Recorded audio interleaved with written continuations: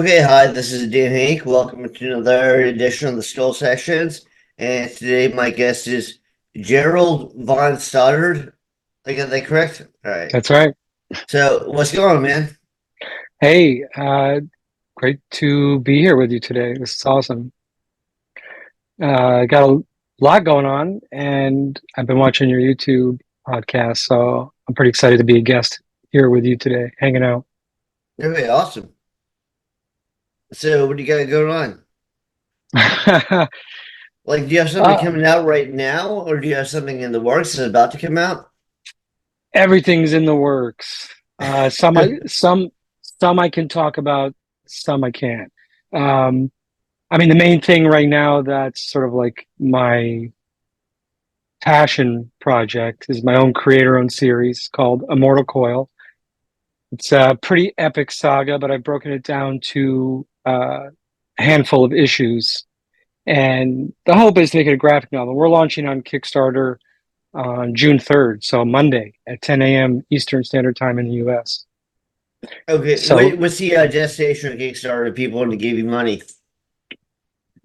hey, yeah, I'll take some money. They can go to immortalcoilcomic.com. Okay. That's pretty much where we put up a 5-page preview. We actually have more pages than that, right? And you can sign up to stay updated. You can put in your email. And right now, if anybody wanted to give money, I would say please support the Kickstarter because we have a Okay. great team. So it's not just me. I mean, I've birthed this thing into existence, but it's a really awesome team. Yeah, And I it's noticed really, a lot more. I've interviewed a couple comic artists, and both the people that I looked up to way back in the day when I wanted to be a comic artist, like Steve Bissette and Walt oh, Steve Simonson, Bissett. Yeah. and then more recent people. And the thing is, I know back in the day, like back when I was trying to be a comic artist, that was like the early '90s. And I remember they were really restrictive. They only wanted their properties and they wanted a crazy mess of work of you. But I've interviewed people and they have their own projects and they've been running for like months. And they put every issue on Kickstarter, which didn't even used to exist back in the day. Right. And it Right. seems like people are really breaking out of that bubble now. Well, I think Kit crowdfunding for comics has been, I think, even back when, I'm thinking like to even a decade ago, you wouldn't see a lot of major publishers like Boom, or even, artists like Mike Deodato Jr., who's incredible, who's done a lot of work for Marvel. You're seeing, I'm seeing Kickstarter sort of just being this communal thing, and it really doesn't matter if you're indie or if you're coming from a top publisher. I think people are seeing there's a huge benefit to it. It's almost like a co-op. Like everybody feels like they have an ownership into it. I think when you're crowdfunding. Um, but the really great thing about it too isn't so much like, yes, I want to put this series out because I feel personally connected to it, but it is also kind of opens up the doors to conversations for other projects. Like right now, because of the Kickstarter, I've been approached by a couple of writers and who've asked me to come on board as an artist. And that was only because of starting this pre-launch on the Kickstarter campaign, which Oh, led that's awesome. into Yeah. having other conversations. So it can go either way. And now I'm more concerned I won't have time to just put into my own book. Oh, it takes so much time. Like storyboarding panels takes so much time. I think people don't realize. They're like, "Oh, you're an artist. You can crank it out, right?" It's like, Yeah, no, absolutely. And it really depends. I mean, digital has come a long way. I mean, I took a little break from just sold comic books, and me back in the day, it was Bristol board, got your inks, you got your that's what I pencils, still do. Yeah. which I still do too, but I do it very rarely because it's very time consuming. And if I had all the time in the world and all the money in the world, I would just do that. I think some people are faster. I was just joking with a writer yesterday, like Jack Kirby's don't exist anymore. I mean, this guy's cranking No, out like like 20 six comics a pages, month. Yeah. like 20 pages a week. Yeah. It's crazy. But yeah, Those are also different days, you know. Those are days when they only sold comics in like 7-Elevens and spinner racks, and you know, oh yeah, but it's absolutely, progressed a lot totally. since then. I mean, we were just a couple of my peers and I were just having this conversation. Like, you used to be called like a comic book nerd, Right. and that doesn't exist anymore. It's so part Yeah, of no, the you're right. It's culture. like I remember when it usknow if you were into like the Marvel characters, it was like you were like you said a nerd. Now it's like, oh, everyone watches Marvel movies. You know, Well, it's like people just talk absolutely. about them even though they've gone downhill, but that's another subject. Well, yeah, I mean, a lot of them have. It's just because they move away from the storytelling. Well, character-driven pieces. I mean, it No, doesn't matter I if it's agree. I agree. I think what makes something strong is like when you have a good story and good characters.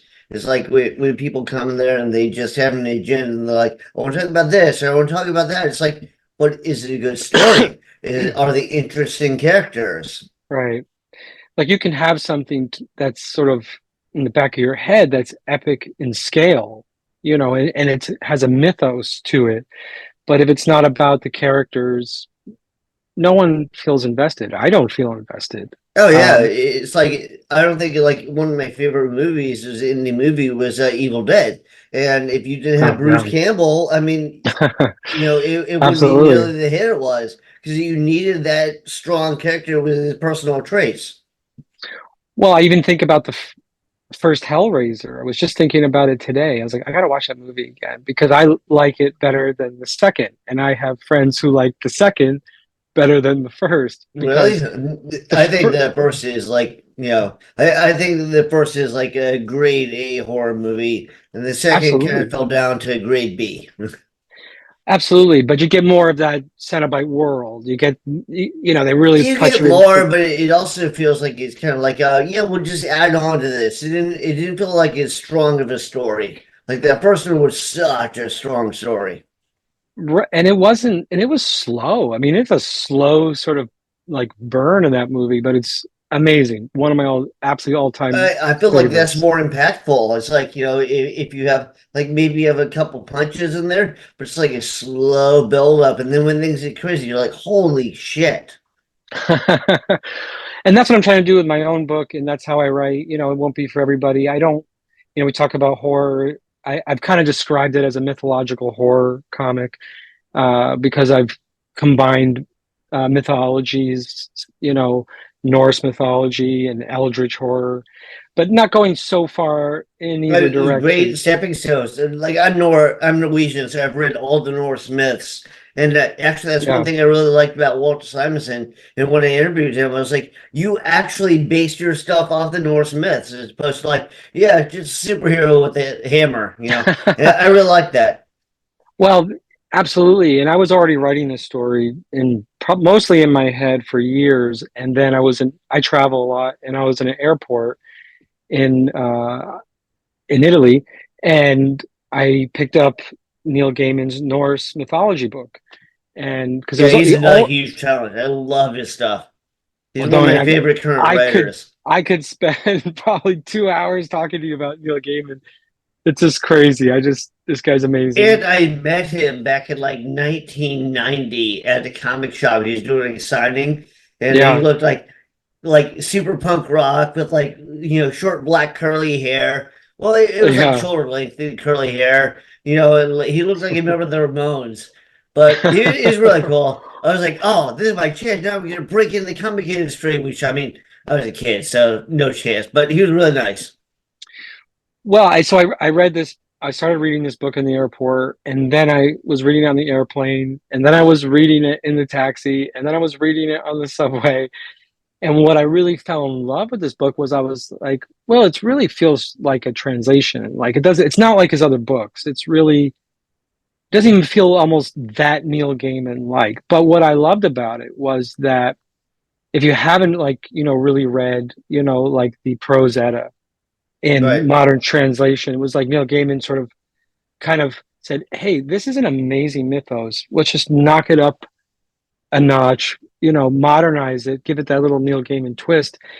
And I mean, it was just sort of blowing my mind because I already had these Norse mythologies going on in the back of my head. But what I really started to fall in love with and became a huge part of my story is that it's really about family. And I mean, everyone is related. Kind of And a fucked up family sometimes, but hey, all families are. you know, and listen, I grew up reading Thor, and I Walter Simonson is, I mean, you can hold no candle to the guy. I mean, unbelievable. Um, but what I really, I didn't really think about was that, I love that Hel is Loki's child.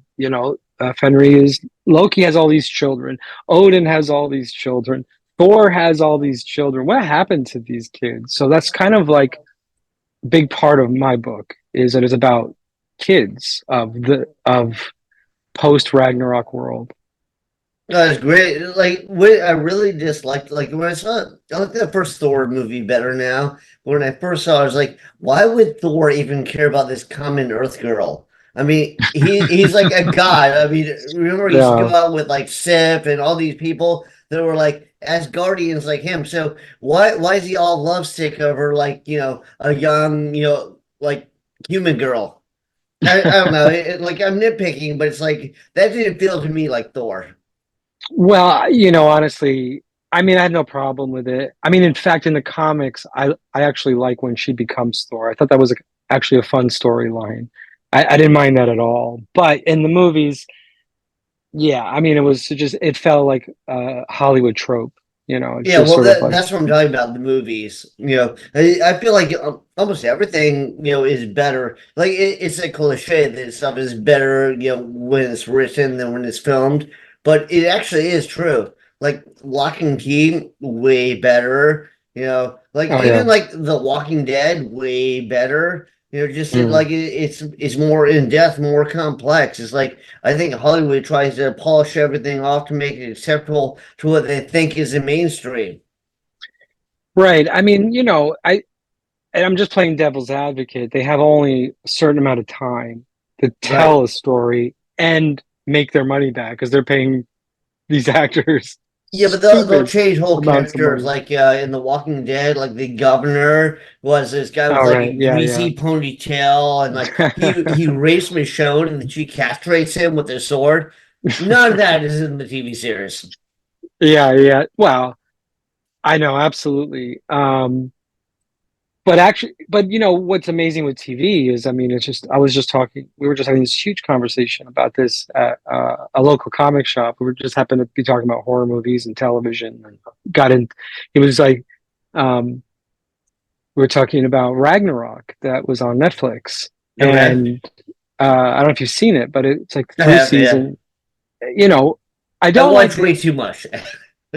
yeah, I didn't like the ending, but that was a great show. But just in general, I mean, TV's come long way, and they have way more time to sort of develop storylines and get involved in the characters.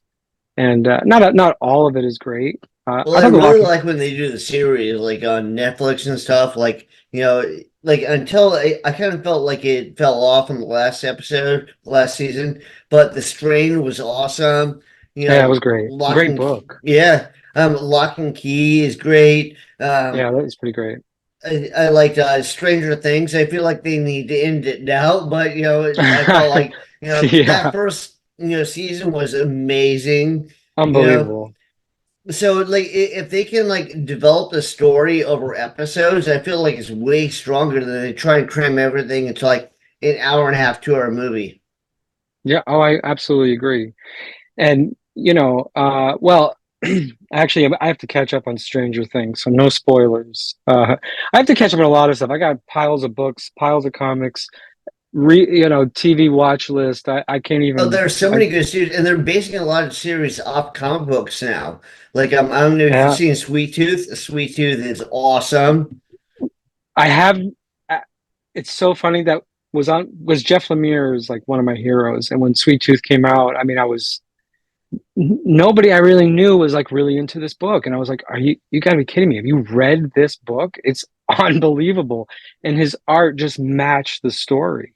And he's a Yeah, great I writer. haven't seen the original. I really probably should because I used to be all about the comic books and occasionally I see adaptations. And now it's so easy because like I do 20 million projects. So I'm like, okay, end of the day, I'll take an hour and like watch an episode. You know, Yeah. Well, I just started watching Dead Boy Detective, actually, and I wasn't not really thinking I was going to like it, but everybody kept talking about it, sort of an offshoot of the Sandman universe. yeah, Uh, okay. it's actually quite good, actually. It's actually, Who wrote it? Who like did the script? oh man, I wish I could tell you. It just Like escapes I me. don't think everybody in Hollywood sucks. I mean, I love the John Wick movies. I think they're great, you know. But Yeah, it's like that yeah, wasn't based on a comic, and I thought it was when I first saw it because yeah. it felt so much like a comic book, like especially that first John Wick. I'm like, I can see this being a DC comic, like Vertigo Absolutely, line, you know. absolutely. And I mean, I think comics have influenced all sort of mediums in modern pop culture. I think that's what I mean. Like back in the day, sequential art. If you were really into comic books, hanging out at the comic book shop, you know, you were in this sort of clique. This like, you're a nerd. You're reading. I remember, junior high, bringing all my Daredevil comics to school, and reading them during lunch, and nobody was interested in this except I had one friend, and we're still friends today. And he was like, "Oh, you like Daredevil?" And I was like, "I love Daredevil." And we were 12 years old, and it was like, friends, immediate friends, because we were like, "You like comic book?" It was like you had like the secret membership ring. But Was it now especially it's the Frank Miller run, or was it just Daredevil in general? at that time, what story was that? Boy, I wish I could tell you. My God, I mean, I'm gonna age myself. This is a long time ago. It's a long time ago. Um, it may have been the Frank Miller run. It's just hard to remember. All I can remember from that was just always bringing comic books to school, and just I just remember finally, when, like, it seemed to me like two amazing talents broke out when it was like Frank Miller and Alan Moore, and like, everything they did was gold. And then you had like all the people that were good, but I didn't think they were quite as good, like Grant Morrison and stuff like that. And they were way more right. talented than the vast majority of writers out there, but it wasn't Alan Moore. Like, it's hard to beat Alan Moore. Well, yes, and listen, and I hope I don't offend any Alan Moore fans. I don't love everything that he's ever put out. Oh, I I agree with mean, you. I I have, think Watchmen was brilliant. I think his run of Swamp Thing was brilliant. I don't really like the League of Extraordinary Gentlemen. Yeah, I'm a huge Lovecraft fan, and I don't like his yeah. take on Lovecraft. Yeah, the Lovecraft thing, I just didn't get really sucked into it. But you had Stephen Bissett on, and I mean, I watched And that. John Taliban is like a massively underrated artist. I love his stuff. But with Stephen Bissett and Alan Moore, I would say if I had to pick, I don't know, they're definitely in the top three of who has inspired me the most in my Right. creative life. I would say because what Alan Moore did with Swamp Thing, no one else could have done that in comic books. No one else, everything from then on. It's sort of like Bernie Wrightson. Like you almost can't even draw. Steve Bissett and Bernie Wrightson to me are on the same level, but where do you Yeah, go well, from there? it's really the team of Steve Bissett and John Tollivan because Steve Bissett, like he'll even tell you, he told me in the interview, we did a pretty long interview because he's one of my big inspirations. He does Yeah, kind of a loose flow on the scene. So if you look, like he told me that like when you look at comic page, because I really like the way his stuff like breaks out and like spans all the pages to yeah. like stiff little panels. And he said, yeah, well, his goal was to destroy the comic page. So he would draw everything, and then he would send it to John Taliban. And John Taliban added that refinement, that sharpness to it, and Sure. like all the Yeah. texture and stuff. And I said, like sometimes, he would send a piece in, John would totally redraw it. It wasn't even close to what Steve sent in. I was like, did that make you mad? He's like, no, no, it's like better. Anything John Tolman touches looks amazing, and it's true. I mean, I don't know if you saw like the Alan Moore Miracle Man run that they did with John Tolman. I may have that's like one of those comics I'm probably going to get ostracized and lose my comic book membership club too because everyone, back in the day, Miracle Man, I guess it just, it's just, I can't read everything. And that kind of always just like slipped past my radar. Well, if you like that Swamp Thing run with Taliban and Bissett and Alan Moore, that's basically a Miracle Man because he just hired Taliban. So it's Mm. Taliban and Alan Moore. They did like his first segment. I think he used one artist and then he switched like a couple artists and then he finally settled on Taliban. So he finished it out with Taliban and it's amazing. Well, all I remember is reading the beginning of the Alan Moore run, and I think I threw the book and like grabbed my head and was like, "What the?" I like just I couldn't even go back to it. I was like, "This changes everything. Yeah, This changes everything. Everything." And very few writers could do that. Could take yeah. a character that and really a B movie kind of character, Well, that that's why he has so much freedom. Like Swamp Thing was one issue from getting canceled, and they go, "Yeah, well, we can't do anything worse. We may as well let this guy." And I think he changed comics because if you think Oh, about, definitely, yeah. I mean, that really for me began this sort of golden. There was like this golden age of comics where major publishers were putting out writers and books that People taking chances, yeah. I mean, you may not like Grant Morrison, and I wouldn't say he's my It's all-time not that I favorite. dislike him. I like some of his stuff. It's just, I'm saying, like people are like, "Oh, well, he's just like Alan Moore." I'm like, "No, he's not." No, not at all. I mean, he's definitely like way out there. I mean, Authority is still one of my favorite books. I mean, it's so crazy and Yeah, it's I've so never read wild. Authority. I love it. I think it's fantastic. I don't read a lot of mainstream books like I used to. And Authority was like kind of like in the middle. It was like, okay, these are like superheroes, but this is totally different. And Jenny Sparks, which is um she's coming back in the books, and the artist who's drawing that right now is I just saw some previews, unbelievable. I mean, it was very character driven. It was like here's a whole different take on sort of like these superheroes, and it had been out for a while. And I actually owned a comic book shop at the time, so I finally got to just read, you know, and just read as much as I can, and I sort of fell in love with it, and I actually just Well, started reading it again. I felt like after Frank Miller and like Alan Moore, everybody tried to go dark. It's like and they Mm. didn't go dark because they had a good story. They just went dark because that was a popular thing. So, Well, and and that's pop culture in general. I mean, you could talk about it's music true. It's true. and Like once one band is popular, you have like 20 million bands. Like Nirvana broke out, and then how many grunge bands did you have that were like Nirvana light?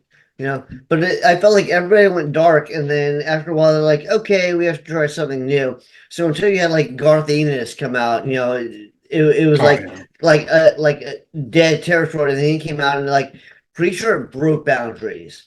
I remember reading Preacher. I was like, this is so revolutionary. I mean, it really was. I mean, Steve Dillon, incredible. He was an incredible artist, and I don't think anyone else could have drawn that book better. And I was working at a bookstore in Los Angeles at the time, and I remember going, "Oh, what's this book about?" Because I was really into Vertigo titles and like these kind of books. And I was reading Sandman and Hellblazer and things like that. And so something, oh, you're gonna like Preacher, and I said, yeah, okay, check it out. Every lunch break, I was just outside. I was always late coming back to work because I could not put it down. I was like, this is the greatest book I've ever read. It was just like I was young, and oh my God, that book was unbelievable. Yeah, I worked at a tattoo shop and we had a comic store like across the street. And I'd go there and I'd be like, "Do you have the new Preacher yet? Do you have the new Preacher yet?" The TV show, not bad. I would say comic book to TV show. It took a lot of liberties. They didn't travel as much. I only saw I think the first season and then half of the second one, and then I heard it got canceled.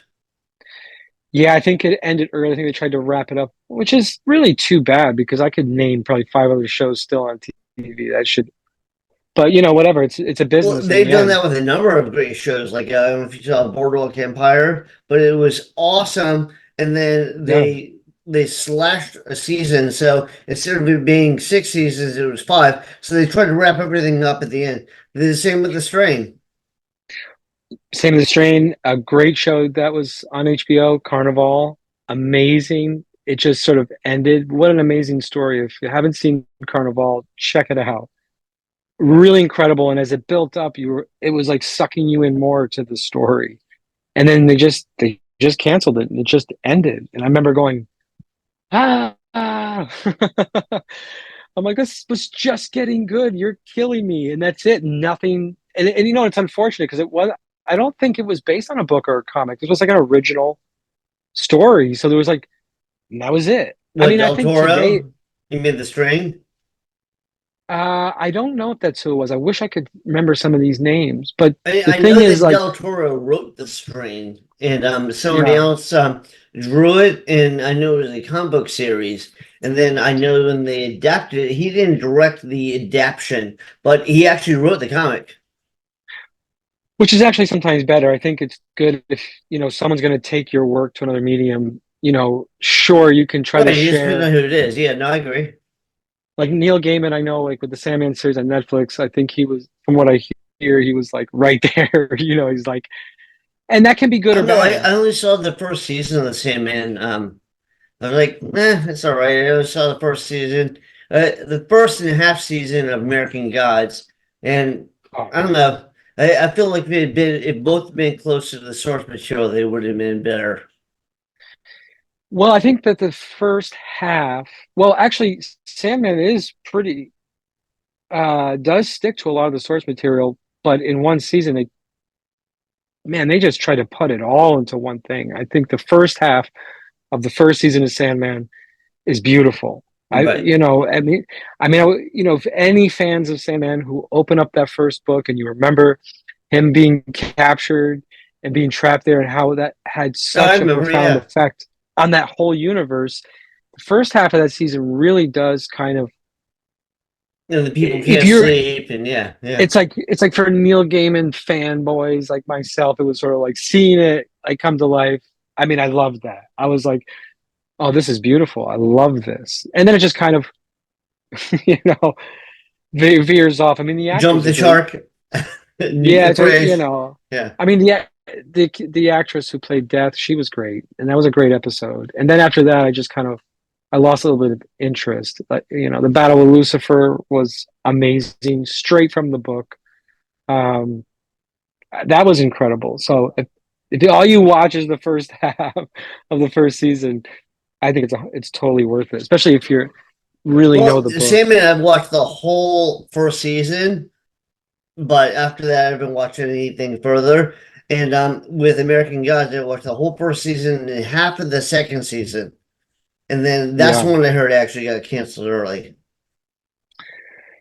I mean, part of the problem too is like, as someone who, is creating ideas, or, I have to also take long breaks from watching all these shows and, kind of, because, comic books are different. I mean, it's, you can borrow things that, because, uh, as we sort of advance in sort of technology and that stuff, how we look at things does change. How we, the speed in which we digest a medium, it could be comic books or TV or watching it on our phones.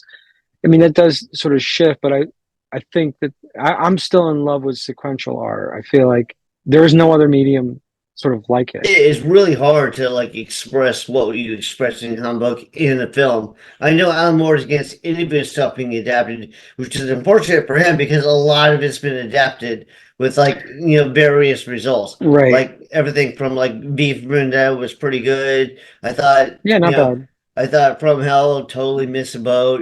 So it Oh yeah. depends. And even Watchmen for me is only parts of it that I think are great. I think And they changed Rorschach. the ending. I hate the way they changed it, but anyways. Yeah, I know. I mean, the ending of the book is incredible. And it's kind of like makes the story. It's so like, Yeah, well, and I remember I watched Watchmen with my girlfriend who never read the source material. I'm like, so what do you think? She's like, eh. I'm like, well, if you read the source material, it's kind of like you get to see it like live, but if you don't read the source material, it doesn't have the same impact. yeah, yeah. No, I totally agree. So, I mean, I do try to remember. I don't get, I'm not a troll online. I don't get crazy when they change all these things, because Yeah, well, maybe some it's people my, do it right. I mean, I thought when Del Toro yeah, did Hellboy, he did it right.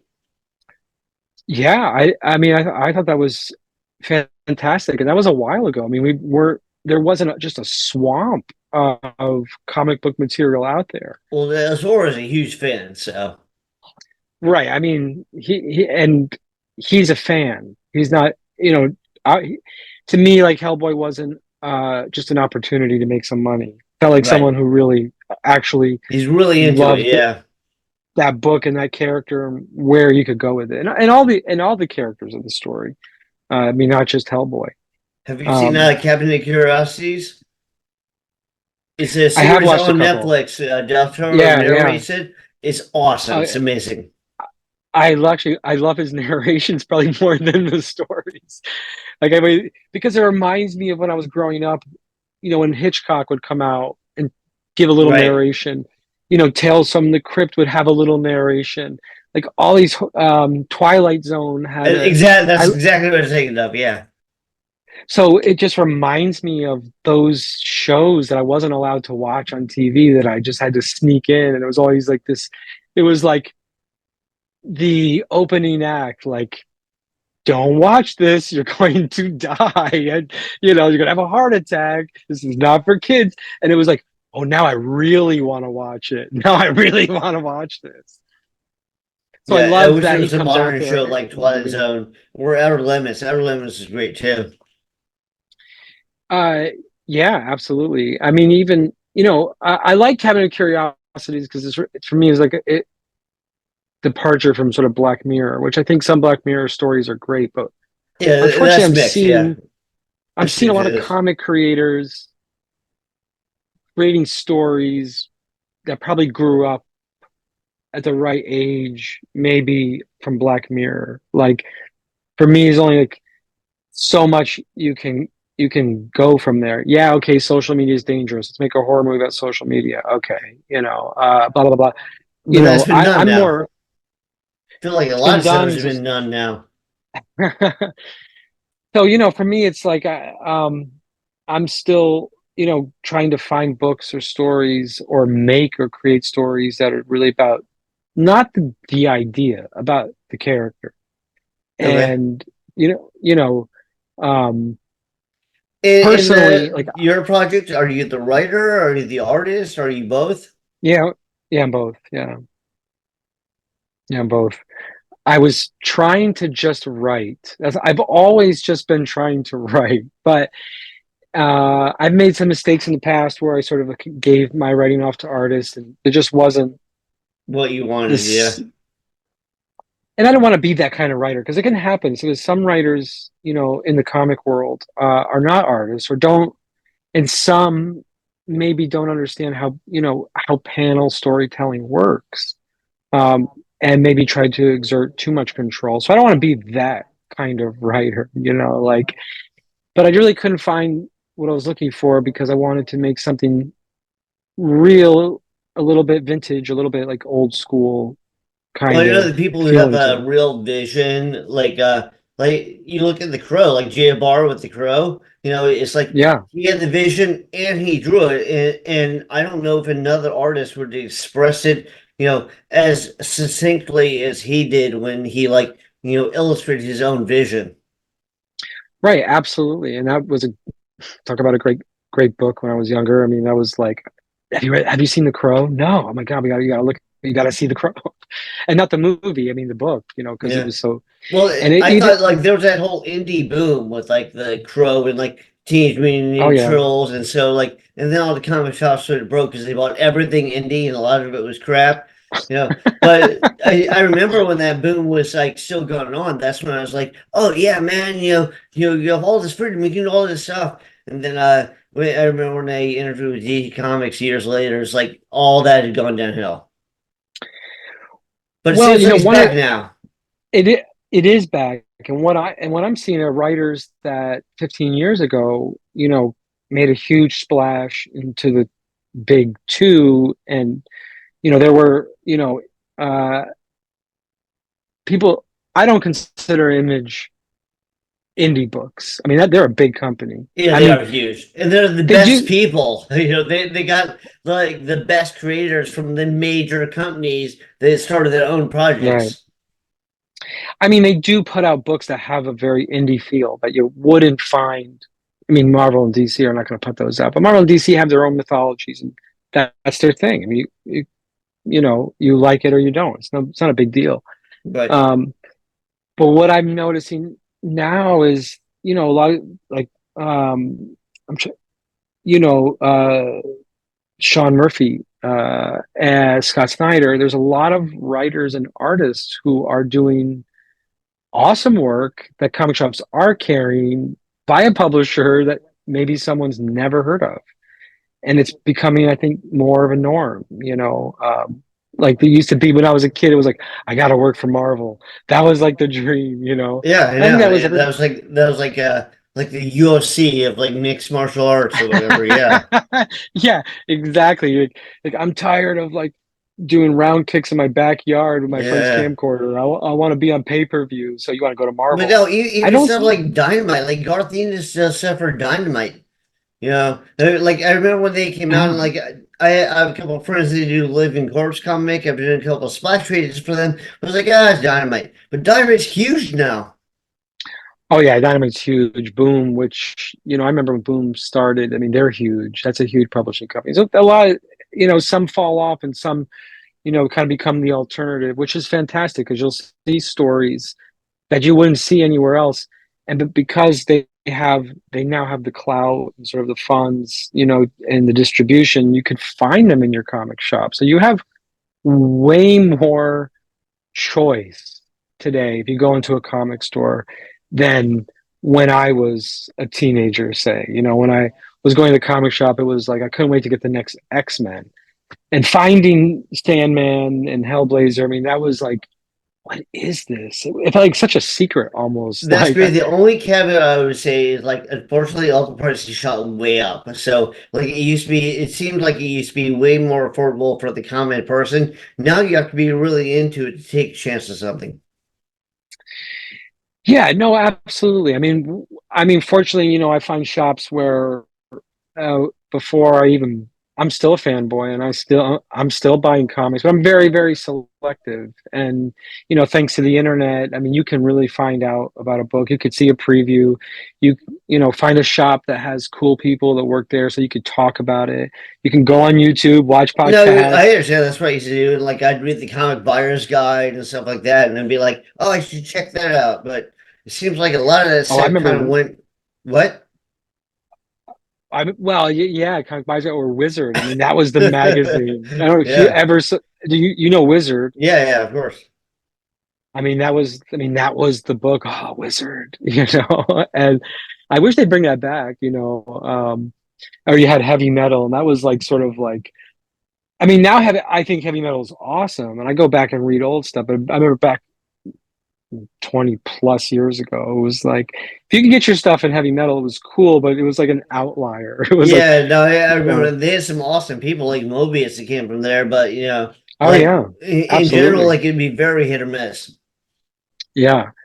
So yeah, no, I understand. And I hear this a lot, you know, books being $5 or something like that. But you know, it really isn't outside the scope of sort of like as time progresses. I mean, you know, a lot of the, you know, these artists and writers, I mean, this is their life and, you know, No, livelihood. I understand. I'm just saying it's like, you know, especially like it seems like people had more free money back in the day. Like we could go on about the Oh, economy, sure. that'd be a whole separate issue. But it's like if you don't have the free funds to spend, you know, you're like a lot more Okay. careful about what you spend the funds on. Yeah, absolutely. And I know a lot of people aren't like me. But I'm pretty if experienced. they go Yeah. to your website, is that it, where they can see like a trailer of your book and see what they're buying before they buy it? Oh, 100%. You go immortalcoilcomic.com, 5 page preview. If anybody wrote me, I'll send you 10 pages. I have no problem doing that. You know, I don't want to put something out that you can't see. Yeah, no, that's awesome. It's not Yeah. worth it's not worth it. You know, it's because it's you know, this isn't something that like if anybody gets into comics thinking they're gonna get rich or like, hey, this is a way to make money. Until Yeah, Hollywood comes maybe. calling, you don't make shit. Like Yeah. Michael I Mignola mean, didn't get paid until like Hollywood came calling him into Hellboy movies. He was like, "Oh, now I'm singing pretty." But until then, nothing. it really has to be something you love. I mean, it has to be something that you could do 13 hours in a day and maybe you get paid and maybe you don't. And maybe Right. someone likes it and maybe And they people don't. can tell the difference. Oh, well, 100%. It's not just like the, I don't want to say quality of art because art is subjective. It's whatever resonates with you. One artist can resonate with you. It doesn't really do a lot for me. So there's no such thing as good or bad art. It's about storytelling. It's Right. just, and the art and the coloring and the lettering and the writer, putting this all together really is No, a I team agree. effort. Storytelling is key. Like I think way too many people Absolutely. overlook that, and they're like, "I want to get this out or that out," but like you have to wrap it into an interesting story. And I don't want to diss, artists sort of like Jim Lee, but because I was into Jim Lee when he first came out. But Chris Claremont is what sold those books. Chris Claremont sold X-Men books because when he left for me, there was like this real downtime. I stopped buying anything in that universe because I mean he had such a long run. He created just such a mythology and a story that just kept going and sort of like transcended, and I think it's kind of gone back up. But people were buying books because, oh, Jim Lee drew it. I don't even know if they even knew what the story was. It was just Right. like, oh, Jim Lee, he's so good, he's so cool, and that's fine. Buy a book however you want, but I'm really into Yeah, but good writing makes art all the stronger. I agree. Like like John right Calvin's stuff is amazing, but it wouldn't be nearly as amazing if Alan Moore didn't write it. 100%, and it's and that is a thing I love about comics that maybe people don't understand is someone can become a superstar, like Neil Gaiman, he's a superstar and no one will probably knows the name of any of his first artists. But if you look at that first Well, I art, you mean, he may has some say, amazing art like Sam Keith, the Max, well, no, of course. I think later on as time went on, and like Kelly Jones. and McKean was doing the covers, and Yeah, there, Dave McKean is awesome. Yeah, he's on another level. He's in another that guy's on another world. Like you can't touch that. Um, but it worked. Like you were talking about the art of Swamp Thing, sort of like destroying the page, and I think Sandman did that at the beginning. I think it was like it felt like the art was like well, you I know think Sam Keith had a similar mindset to Steve Bissette, with the whole like, I'm going to do this total indie thing. Like, I don't care what right. traditional comics are like. It felt like a really major story drawn by like New York City street artists. That's how I Yeah. look at some of that early work when Sandman was just hitting the scene. It was like this guy could have drawn uh, alongside like Robert Crumb or some of these guys that were doing these underground comics in New York City, like in Well, the late and Neil '60s Gaiman and he '70s. has such clever ideas. Like, even then, I think it wasn't quite as polished, but his ideas were still amazing. Like a serial killer convention. That was amazing. Well, I mean, yeah, I mean the whole yeah, I mean that was amazing. And in Sandman University created so many characters that like who could have created that? No one. But And what I A love about Story of Me was awesome. I mean, he did some like classics, utter classics. and I love Neil Gaiman, in that way because he can write a horror story. I mean, he could if he wanted to scare the pants off you, but he kind of takes it, I don't know, into this fantasy way. It can be And frightening, he but had you just don't. this flow where everything connects. It does nothing feels stiff or forced. Yeah, no, absolutely. Like, it's like he could be along the lines of Stephen King, but he just kind of goes somewhere else with it. You think you're going down the highway and I you like just his put stuff the, better than Stephen King. I think Stephen King has some great ideas, but wrapping them all into like a very fluid story. He has a little bit of problem sometimes with that. Neil Gaiman doesn't. be careful because some of my friends in Maine, so No, I have a lot of friends I in did a Maine who are going Stephen to King watch, might seminar. watch He has this. a lot of important stuff to say, and he's done some absolute classics, like Pet Cemetery classic. You know, Incredible. like Carrie classic. You know, but he's also done some clunkers. If you're watching this in Maine, disclaimer, I didn't say anything. No, that I've was me. I'll take credit for it. all Or Dan, lack of credit all for it day. or whatever. Dan's not from Maine, guys, so I'm sorry. You can't. If you're in Maine, there's very few things that you're born with, and one of them is your Stephen King, like, badge, and everything he does is He so I mean incredible. I think overall he's like a great force in the culture. You know, the vast majority of his stuff, I really like. It's just he's put out so much stuff. And I He know like has. one thing he does is he says that he wants to put out this many words a day and then he'll edit later. And like you could feel it was tighter in his earlier books and it got looser later on. And I feel like part of that just Mm. like putting it out and not, like everything I do is great, so it's not as sharp. But his son Well, Joe Hill is an amazing talent. This guy's oh, really lock and key. Joe Hill is incredible. Horns, what an incredible story. And actually, that film adaptation wasn't bad. That was not a bad. The Daniel Radcliffe. Horns is an incredible Yeah, I story. never saw it. It was good. Oh yeah, it's a Joe Hill story. Listen, read it. It it's a great read, and then watch, because it owes a lot to the story. Because the problem with Stephen King isn't so much his body of work; it's that a lot of people grow up watching these crappy adaptations of his Like the work. Tommy Knockers. I mean, there have been real bombs. Yeah. Like, for me, they are not scary. They don't have that same eeriness, like on the edge of your seat, that Stephen King, is great at. And it's like, if you don't really commit to reading Stephen King and you've only seen the movies, you're never going to know actually how incredible a writer he is. I Yeah. mean, Pet Cemetery was great, absolutely. I Uh, but love Pet Cemetery. Christine was but the great. Dark Like Tower, Firestarter. the Dark Tower series is, for me, one of the best, like, series I ever created. I think it's incredible. It Yeah. really is like a universe and a world. It's not just a book. I mean, it is. It's a saga, and they did some. I think Marvel put it out. There were some graphic novels based on it. It was issues, and Jai Lee was doing the art. He did an unbelievable job. But then again, the movie comes out. What a pile of you know I saw the movie. The movie was very mediocre, and I've only read the first book.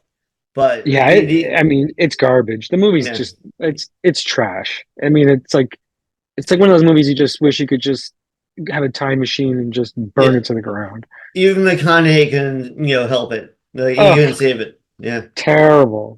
Great. I think I watched like 20 minutes, and this is, someone, I read the graphic novels. I knew the books, they were on my shelf, and I was like, oh, cool. I saw the trailer and I remember going, well, it's just a trailer. Nope, the movie's worse than the trailer. This is a pile of crap. I That's want my usually the case. life Yeah. back. So I think sometimes, like, when it comes to Stephen King, he's had just some bad luck with the adaptations. Yeah. That's But all.